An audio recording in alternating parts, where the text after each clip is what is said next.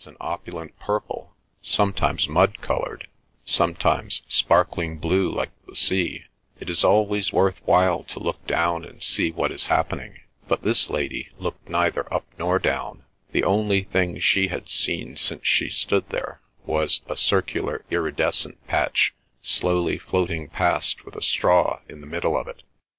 The straw and the patch swam again and again behind the tremulous medium of a great welling tear, and the tear rose and fell and dropped into the river.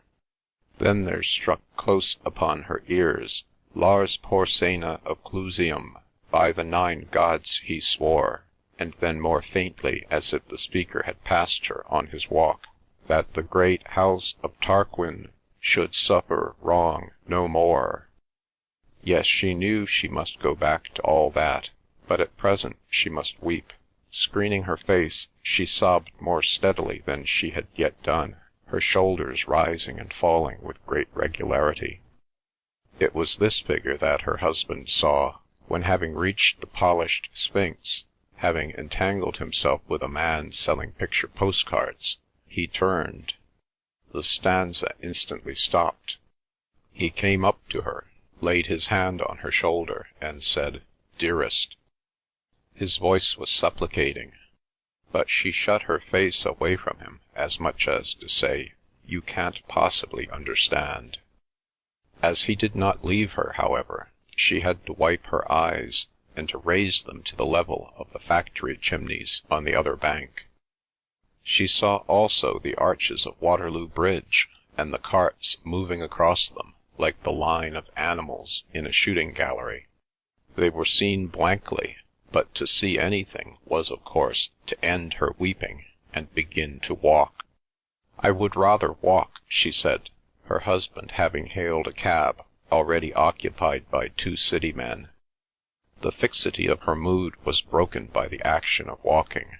The shooting motor cars, more like spiders in the moon than terrestrial objects, the thundering drays, the jingling hansoms, and little black broughams made her think of the world she lived in. Somewhere up there above the pinnacles, where the smoke rose in a pointed hill, her children were now asking for her, and getting a soothing reply. As for the mass of streets, squares, and public buildings which parted them, she only felt at this moment how little London had done to make her love it, although 30 of her 40 years had been spent in a street. She knew how to read the people who were passing her. There were the rich who were running to and from each other's houses at this hour.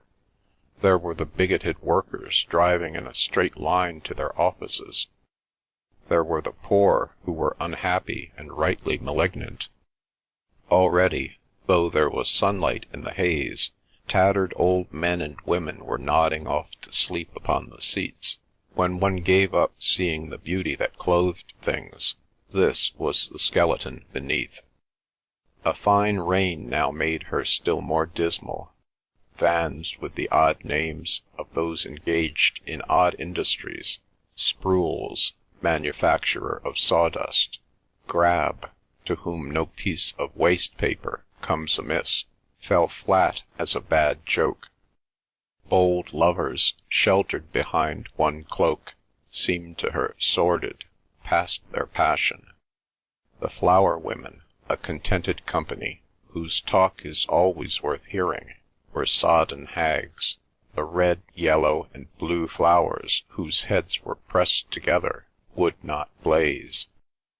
Moreover, her husband, walking with a quick rhythmic stride, jerking his free hand occasionally, was either a Viking or a stricken Nelson. The seagulls had changed his note. "Ridley, shall we drive? Shall we drive, Ridley?" Mrs. Ambrose had to speak sharply. By this time he was far away. The cab, by trotting steadily along the same road, soon withdrew them from the West End, and plunged them into London. It appeared that this was a great manufacturing place, where the people were engaged in making things, as though the West End, with its electric lamps, its vast plate-glass windows, all shining yellow, its carefully finished houses,